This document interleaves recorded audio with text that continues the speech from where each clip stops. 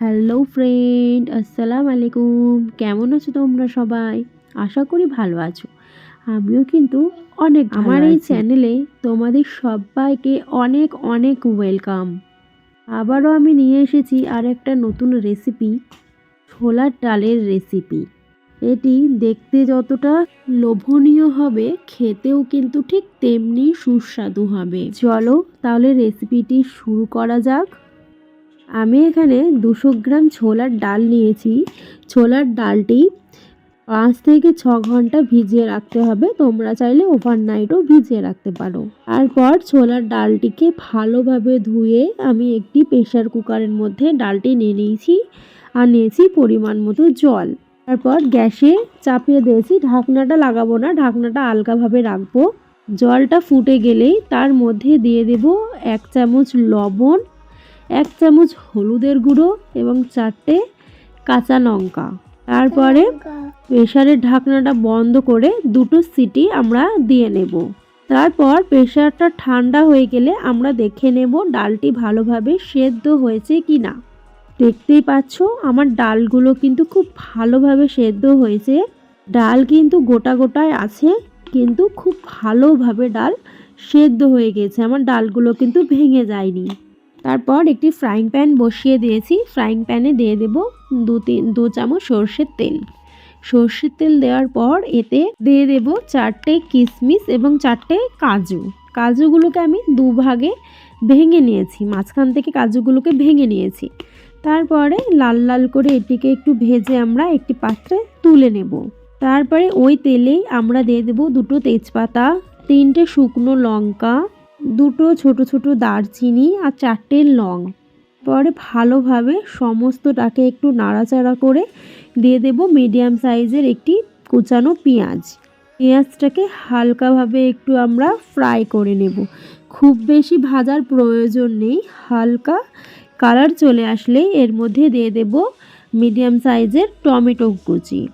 Tomato কুচি যাতে তাড়াতাড়ি সেদ্ধ হয়ে যায় তার জন্য দিয়ে দেব সামান্য পরিমাণে লবণ। আমরা ছোলাটা সেদ্ধ করার সময় কিন্তু লবণ ব্যবহার করেছি, তার জন্য লবণটা আমরা একটু অ্যাডজাস্ট করে নেব। এইদিকে আমি একটি মশলা তৈরি করে নেব। দেব 1 চামচ আদা বাটা, 1/2 চামচ হলুদের গুঁড়ো, 1/2 চামচ জিরে গুঁড়ো, 1 চামচ কাশ্মীরি লঙ্কার গুঁড়ো। দেব সামান্য পরিমাণে জল। তারপরে সমস্ত কিছু আমি ভালোভাবে মিশিয়ে নেব। এদিকে মেশানো হয়ে গেলে আমরা এটি ফ্রাইং প্যানের মধ্যে ঢেলে দেব। তারপরে ভালোভাবে মশলাটা কষিয়ে নেব। যতক্ষণ না পর্যন্ত আদার গন্ধটা চলে যাবে ততক্ষণ আমরা মশলা কষিয়ে নেব। হাতে একটু সময় নিয়ে মশলাটাকে আমরা ভালোভাবে কষিয়ে নেব। দেখতেই পাচ্ছ আমার মশলাটা খুব ভালোভাবে কষানো হয়ে গেছে এবং টমেটোগুলোও খুব ভালোভাবে সেদ্ধ হয়ে গেছে। এরপরে আমরা সেদ্ধ করা ছোলার ডাল এই মশলার মধ্যে দিয়ে দেব। তারপরে ভালোভাবে মশলার সঙ্গে ডালটাকে মিশিয়ে নেব।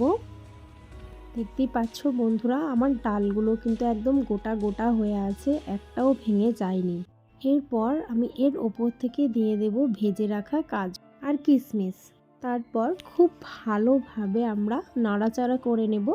তারপর দিয়ে দেব এর মধ্যে ধনেপাতা কুচি। ধনেপাতা কুচি দেওয়ার পর আবারও সমস্তটাকে ভালো করে মিশিয়ে নেব এবং ডালটাকে ভালোভাবে আমরা ফুটতে দেব।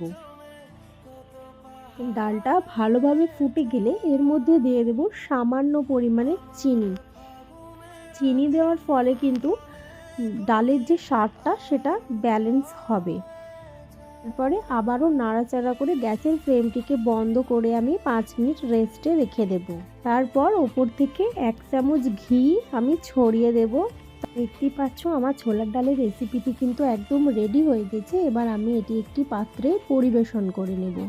তোমরাও একবার বাড়িতে এইভাবে রান্না করে দেখো, ছোলার ডালটি খেতে কিন্তু খুবই সুস্বাদু হবে।